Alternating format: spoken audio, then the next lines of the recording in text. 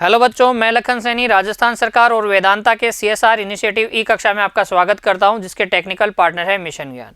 बच्चों, हम कर रहे हैं कक्षा 10 की गणित की पाठ्य पुस्तक का अध्याय 10 बिंदु पथ। आज हम चर्चा करेंगे विविध प्रश्नमाला 10 की। कॉपी और पेन लेके तैयार रहिए बच्चों। देखिए विविध प्रश्नमाला 10 क्या है, क्या किस तरीके से हल करेंगे। सारे कंसेप्ट हमने सीख लिए हैं। विविध प्रश्नमाला करने का मतलब क्या है बच्चों? रिवीजन करना। जितना भी 10 के अंदर आपने कंसेप्ट सीखे हैं बिंदु पथ से रिलेटेड, त्रिभुज के केंद्रक से संबंधित और माध्यिकाओं से संबंधित, उन सभी का रिवीजन है बच्चों। क्विक रिवीजन है, खुद से हल करने का प्रयास करिए। देखिए पहला प्रश्न, किसी त्रिभुज के शीर्षों से समदूरस्थ बिंदु क्या कहलाता है? त्रिभुज है और शीर्षों से समदूरस्थ बिंदु ए, बी और सी। ए और बी से समदूरस्थ बिंदु ए बी के लंब अर्धक पे होगा। बी और सी से समदूरस्थ बिंदु बी सी के लंब अर्धक पे होगा। ए और सी से समदूरस्थ बिंदु ए सी के लंब अर्धक पर होगा। और तीनों भुजाओं के लंब अर्धकों का संगामी बिंदु क्या होता है बच्चों? क्या परिकेंद्र होता है क्या? तो ऑप्शन कौन सा? ख ऑप्शन बिल्कुल सही। अगला देखिए, त्रिभुज का गुरुत्व केंद्र, ग्रेविटेशनल सेंटर, जी कौन होता है बच्चों? त्रिभुज का केंद्रक होता है। और केंद्र किसका संगामी बिंदु होता है? माध्यिकाओं का। तो ऑप्शन कौन सा सही हो जाएगा? त्रिभुज की माध्यिकाओं का संगामी बिंदु ही क्या होता है? गुरुत्व केंद्र होता है। केंद्रक ही गुरुत्व केंद्र होता है। अध्याय में पढ़ा था तब हमने इसकी चर्चा कर ली थी। देखिए अगला प्रश्न है, समतल पर लुढ़कने वाले वृत्त के केंद्र का बिंदु पथ। ये समतल है, ये इस पर एक वृत्त को अगर आप लुढ़काओगे तो केंद्र किधर जाएगा? इधर आ जाएगा। तो केंद्र यहाँ आ जाएगा, यहाँ आने पर केंद्र यहाँ आ जाएगा, फिर केंद्र यहाँ होगा।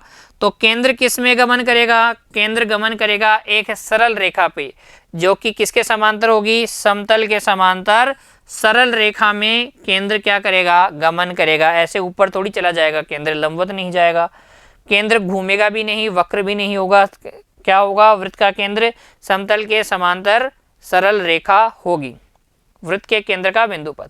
अगला देखिए, यदि किसी त्रिभुज की दो माध्यिकाएं समान हैं, उदाहरण नंबर 3 हमने किया था, दो माध्यिकाएं समान है तो समद्विबाहु, तीनों माध्यिकाएं समान है तो समबाहु। तो कौन सा ऑप्शन सही? समद्विबाहु, ख ऑप्शन सही है बच्चों। अगला देखिए, त्रिभुज यदि ए बी और सी डी दो असमांतर रेखाएं हैं। असमांतर रेखाएं कहने का मतलब वो कैसी हैं? प्रतिच्छेदी हैं। और इनसे समान दूरी पर रहने वाले बिंदु P का बिंदु पथ क्या होगा? दो प्रतिच्छेदी रेखाओं से समान दूरी पर रहने वाले बिंदु P का बिंदु पथ क्या होता है? उन दोनों रेखाओं के मध्य कोणों के अर्धकों का युग्म। तो बिंदु से P के होने वाली रेखाओं तथा CD के अंतरित कोणों का समद्विभाजक, कोणों का क्या होगा? समद्विभाजक रेखा होती है। तो ख ऑप्शन सही हो गया। अगला देखिए प्रश्न संख्या 6, वह त्रिभुज जिसका लंब केंद्र, परिकेंद्र, अंतः केंद्र समपाती हो, तीनों सारे केंद्र एक ही जगह हो, तो वो ऐसा त्रिभुज होगा समबाहु त्रिभुज। क ऑप्शन सही। अगला देखिए, वह त्रिभुज जिसका लंब केंद्र त्रिभुज के शीर्ष बिंदु पर हो। मैंने आपको बताया था कि लंब केंद्र कहाँ हो? त्रिभुज के शीर्ष पर हो। तो त्रिभुज कैसा होता है? त्रिभुज होता है समकोण त्रिभुज। कै ऑप्शन सही है। अगला देखिए, घड़ी के पेंडुलम के सिरे का बिंदु पथ। ये प्रश्न भी हम कर चुके हैं बच्चों। ये घड़ी है, ये इसका पेंडुलम है, ये सिरे का बिंदु पथ क्या होगा? लिख देंगे, उत्तर हो जाएगा चाप। वृत्त का चाप लिख दें, चाहे से खाली चाप लिख दें। तो ये पेंडुलम इस तरीके से जाएगा और ऐसे ही जाता रहता है। इसका बिंदु पथ क्या होगा? वृत्त का चाप होगा। अगला प्रश्न देखिए बच्चों, एक त्रिभुज BC की भुजाओं BC, CA और AB के मध्य बिंदु D, E और F हों। सिद्ध कीजिए EF AD का समद्विभाजित करता है। तो कैसे करेंगे? लिखेंगे सबसे पहले, दिया गया है क्या दे रखा है? त्रिभुज ABC में भुजाओं कौन कौन सी? BCCA और BCCA और AB के मध्य बिंदु क्रमशः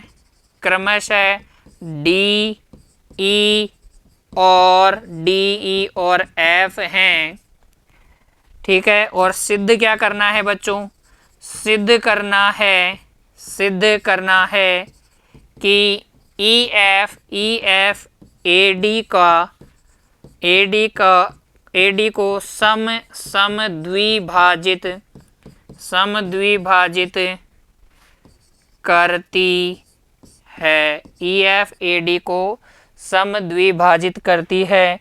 तो उसके लिए देखिए बच्चों क्या करेंगे हम, देखिए सबसे पहले हमें जो दे रखा है उसको समझिए। एक त्रिभुज ABC है, BC का मध्य बिंदु D है, BD DC के बराबर हो गया, AC का मध्य बिंदु E है और इसका मध्य बिंदु है F। तो आपको सिद्ध करना है AD जो है, AD को कौन EF AD को समद्विभाजित करता है। तो इसके लिए बच्चों रचना कर लीजिए किसकी, आप क्या कर दें, D को E से मिला लें और इसको F से मिला लें। सिंपल सा क्वेश्चन है।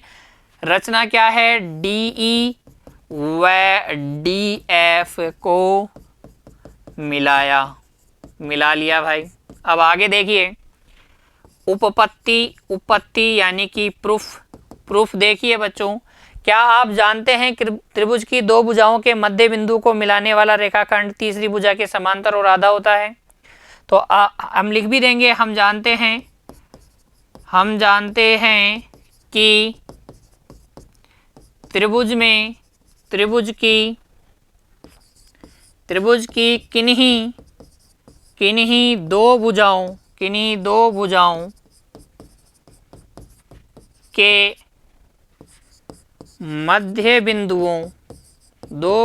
के मध्य बिंदुओं को मिलाने वाला रेखाखंड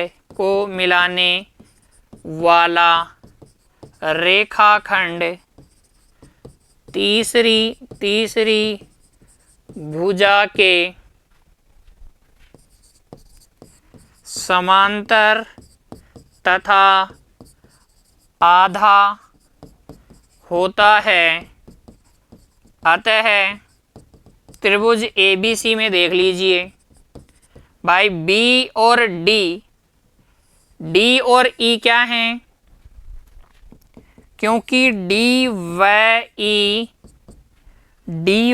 E बच्चों,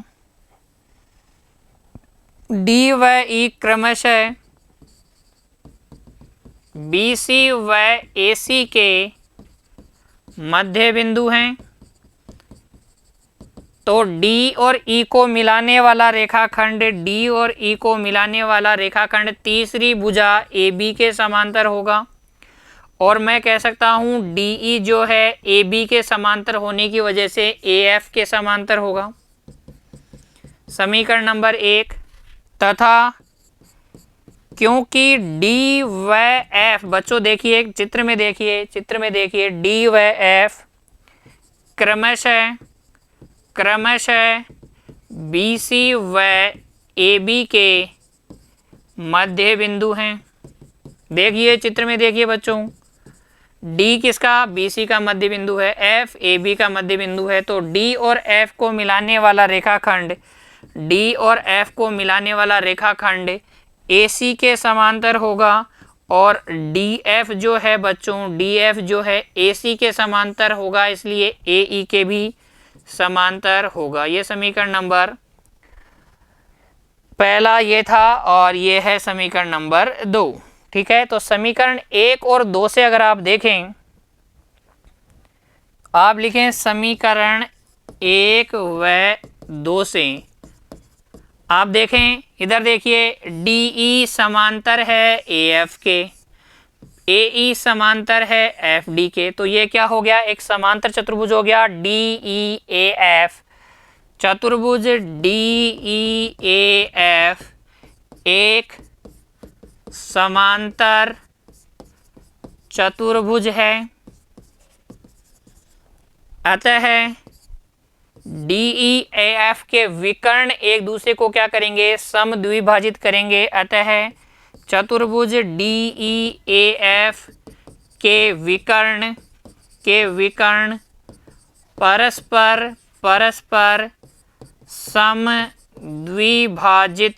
समद्विभाजित करते हैं।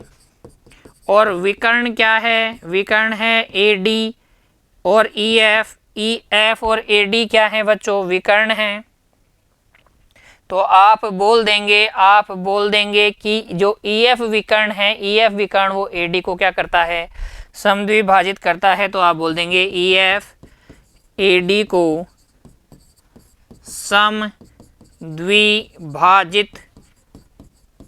करता है, और यही आपको सिद्ध करना था बच्चों। Hence prove. क्लियर हो गई क्या बात? कि किसी भी त्रिभुज में मध्य दो भुजाओं के मध्य बिंदु को मिलाने वाला रेखाखंड तीसरी भुजा के क्या होता है? समांतर। इस कंसेप्ट का प्रयोग करके हमने इसको क्या कर दिया? समांतर चतुर्भुज सिद्ध कर दिया। और समांतर चतुर्भुज के विकर्ण परस्पर क्या करते हैं? समद्विभाजित करते हैं। इसलिए ई एफ ए डी को क्या करता है? समद्विभाजित करता है। यही हमें सिद्ध करना था। ठीक है बच्चों, ये थी विविध प्रश्नमाला 10। बहुत आसान प्रश्न इसके अंदर हमने हल किए हैं, क्योंकि विविध प्रश्नमाला के सारे कंसेप्ट हम पहले ही अध्याय में सीख गए थे बच्चों। ठीक है, आशा करता हूं कि आप अब क्या करेंगे? पूरे अध्याय का एक बार वापस से क्या करेंगे? रिवीजन करेंगे। रिवीजन करने से मेरा मतलब है सारे सवाल एक बार फिर से आप हल करेंगे, प्रैक्टिस करेंगे। खुश रहेंगे। धन्यवाद बच्चों।